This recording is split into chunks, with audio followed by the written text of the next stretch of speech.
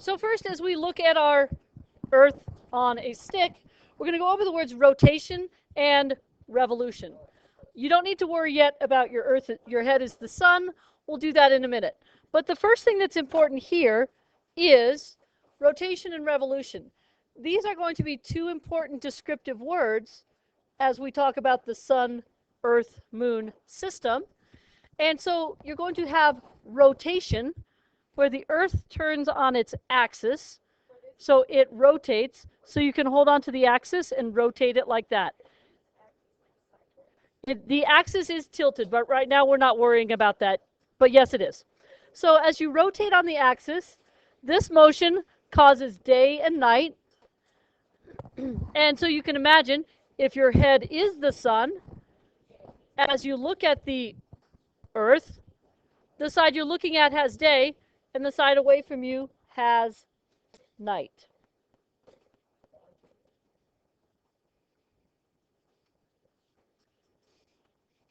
So in an ideal world, and tomorrow as you do your lab, you'll have styrofoam balls and you will have a light, a sun, so that you can actually see the dark and the light sides. Not too tough to imagine. But rotation, again, is the movement around the axis. So you have this. You could draw it. Here's the axis, and it's turning around the axis like this. Then a revolution is one object moving around another. So it's making a complete path. We can also call this an orbit. And so you can pretty easily imagine that for your Earth to orbit or to revolve around your sun, which is your head, it's obviously going to go around like so. And so you can all do rotation and revolution. And just to be tricky, in real life, of course, it is rotating and revolving at the same time. So try not to hurt yourself or your neighbors, but do a little rotation and revolution.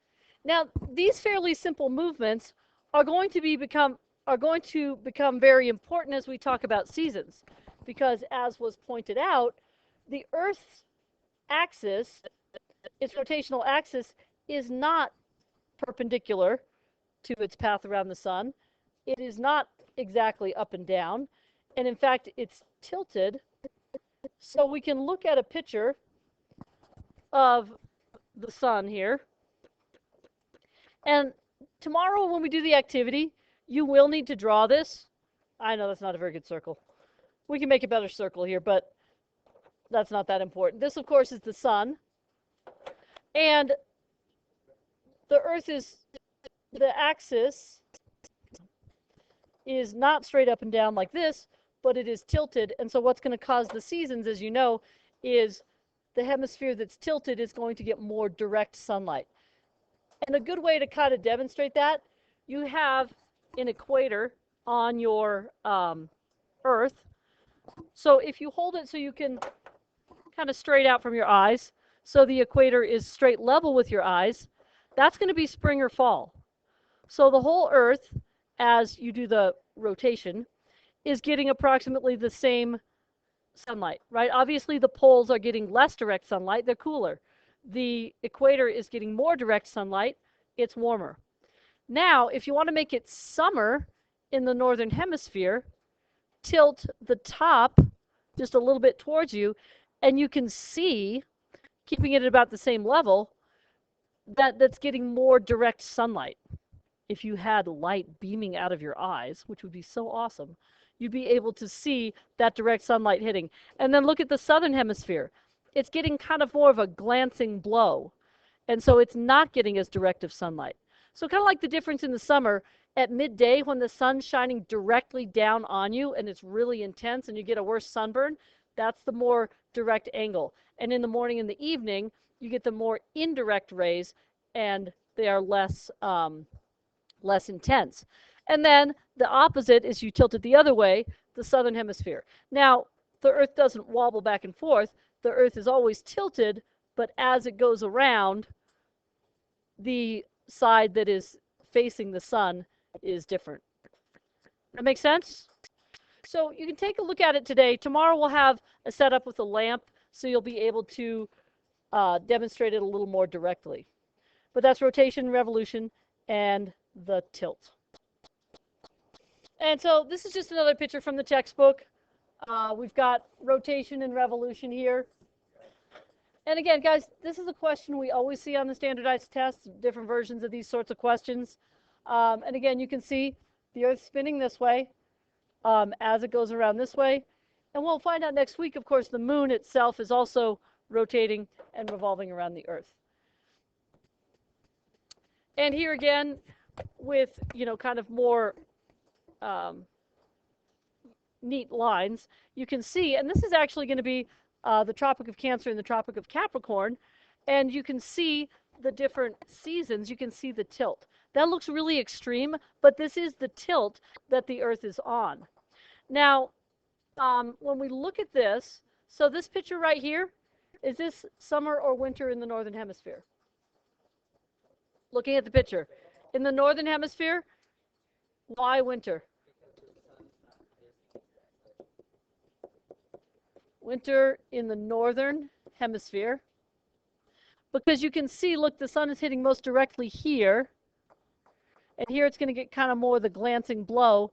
When you look at these pictures, whatever picture you look at, and I'll use a number of different pictures on the quizzes, always look at where's the equator and where's the sunlight hitting. Some people are like, oh yeah, so when I look at this diagram, winter in the Northern Hemisphere is on the right-hand side. Well, it doesn't have to be on the right-hand side. Usually, though, spring and summer are on the top and bottom because it's harder to show the tilt in a two-dimensional picture. Again, here's the equator. This is going to be summer in the north. And then we're going to have the solstices and the equinoxes. And so again, here it's hard to tell in the two-dimensional picture, but here, because it's tilted in the same plane, it's all getting equal. So the whole world is kind of spring, fall. And if you know winter, then you know, is this spring or fall? Winter. If this is winter, is this spring or fall?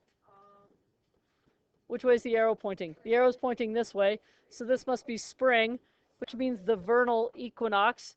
Vernal, in Spanish means green. So the vernal spring equinox. Yes, and what's spring? Verano? No, summer's verano, which is green. Primavera, first green. I know. Latin. Anyway, so autumnal equinox, that one's easier.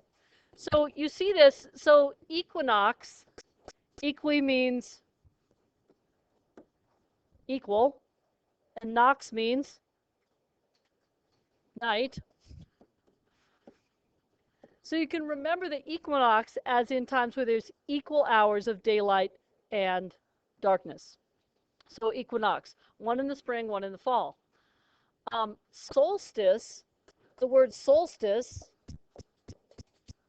means, sol means sun, and this, so the sun stops.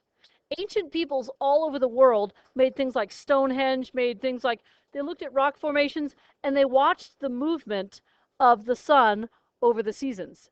And so you could see, if you watch along the horizon, where it rises in the summer versus where it rises in the winter, and say this is the horizon when you're looking at your window, and, well, except the ancient peoples, of course, would be looking out their window. And the sun's rising here, that's the equinox. And it might be all the way over to here in the summer when you're getting a lot of long days. And then here, so the sun kind of, it goes this way, this way, this way, this way. When it gets to here, it's the summer solstice. It's the summer point where the sun stops and turns the other, and then starts going back the other direction. So that's why it's called a solstice. And in the winter solstice is, of course, the shortest hours of daylight. We are now happily past the winter solstice, and our days are getting longer. The sun is rising earlier and setting later, but we are far enough north in the hemisphere that we get pretty extreme differences, right?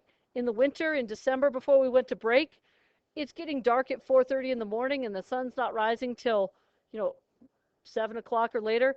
And we have a very short amount of daylight. And in the summer, the sun rises at like 5 o'clock in the morning and doesn't set till after 8, and you got really long amounts. If you live further south, even in Arizona, less extreme. If you live further north in Montana, more extreme. And of course, the most extreme of all is going to be up here in the Arctic Circle. Because how many hours of daylight do they have in the winter? In the winter, how many hours of daylight? Yeah, so they're going to have 24 hours of dark in the winter and 24 hours of light in the summer, right? If you're up above the Arctic Circle, because it's so extreme that you're not going to get that transition, or you're not going to get any sunlight at all. It's so far over. And we'll have, again, it's a little difficult to show in two-dimensional pictures, but you need to be able to draw this. You need to be able to look at the picture and look for those things. Look for where the sunlight is hitting, where it's not hitting, and which direction the sun is going around, or the Earth is going around the sun. Usually just convention, we make it go around in a counterclockwise direction, and this is also counterclockwise. So that's the way we, just the standard way of, if you're at the North Pole, everything's going counterclockwise, because that's which way the world goes around, right? So again, make sure you have these. They're pretty easy to remember if you think about it. And so, of course, the summer solstice marks the first day of summer. We've usually personally celebrated the first day of summer long before that when school gets out, but it is the longest day. The winter solstice, the first day of winter, the shortest day, equinox, equal hours of daylight and darkness. And if a year is 12 months, right? And there's how many seasons? So how long is each season? Yeah. So each one is roughly 3 months because there's 4 seasons. I know, isn't that amazing math? All right. So that's the same thing. Rotation, revolution. And again, in your pictures tomorrow, you'll draw the setup, plus you'll also need to draw a diagram like this. Now, what other vocabulary words did you guys have? So we just did revolution and rotation. We did revolution and rotation, right?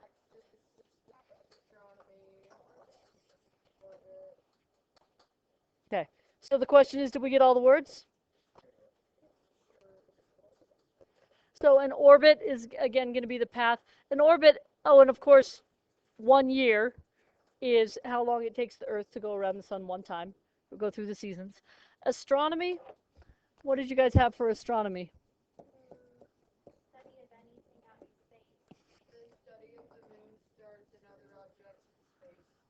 Okay. So, and we're going to include the sun and moon and which are not, I mean, obviously the sun's in space. So study of sun, moon, and objects in space. And again, it's important to realize, I think, that ancient peoples, again, they watched the stars, they watched the sun, they watched the moon. Well, first of all, they didn't have TV, of course, but their lives kind of depended on it to know, why would you care when it's the summer solstice? Why would you care if it's the spring equinox? What impact on your life might that have? Yes? Yeah, farming, right? Because you wanted to know, okay, the heat of the summer is over, or the worst of the winter is over. So you want to think about farming. What else, in addition to farming and planting crops, might be affected by the seasons? What else did they need to survive? Yeah, hunting. So following animals that might be migrating, you know, how much food you need to get you through the rest of the winter. So people started studying astronomy literally as a way of survival. And now, in terms of the solstice and the full moon, and to us now it's kind of a trivial thing, but you look back and there's all sorts of things. rock formations, things like that, where people kept ancient calendars. And that's really the main reason why is it helped them survive. So then we had the other words were axis, which of course, rotating on the axis, rotation, revolution. And then section 2 is all about gravity, and I believe, and this is the final slide. I know many of you looked at this section. We're not going to spend a tremendous amount of time on this. It really goes back to the stuff you learned when you were in 6th grade, way back 2 years ago. So gravity is that any mass attracts every other mass. And Newton's law of universal gravitation is that every object in the universe attracts every other object. Now, the thing that's really important about this, and if you don't have it written down, you should probably write it down, because this has to do with why the moon and the sun affect the tides, and why the moon affects them more than the sun does. Because the strength of the effect of gravity depends on the size of the mass and the distance between the masses. So obviously, if it's closer, there's more gravity. And if it's bigger, there's more gravity. But the distance is going to affect it more. And unfortunately, I didn't have the equation written down here, but it drops off as a square of the distances. So as it gets farther away, it drops off very quickly. That's pretty obvious, right? Because when you're standing here on the ground, gravity is pulling you to the ground. But something farther away is going to be affected, but not as much. The difference between mass and weight. Mass, as we've gone over many times, the amount of matter in a given space. Your mass is the same anywhere. So you go to the moon, you still have the same mass. But because the moon is only 1/6 the mass of the Earth, your weight, the amount that it's pulling on you, is 1/6 of your weight on Earth. Okay, so your mass stays the same. That's why scientists tend to use mass, not weight. If you're staying on Earth, they're pretty much interchangeable. But when you want to talk about going to other places outside of Earth's gravity, they're going to be different.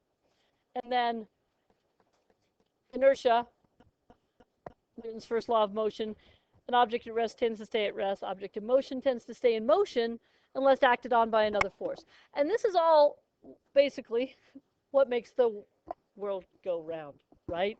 Because they're rotating, they're moving, and that inertia keeps them moving. Questions?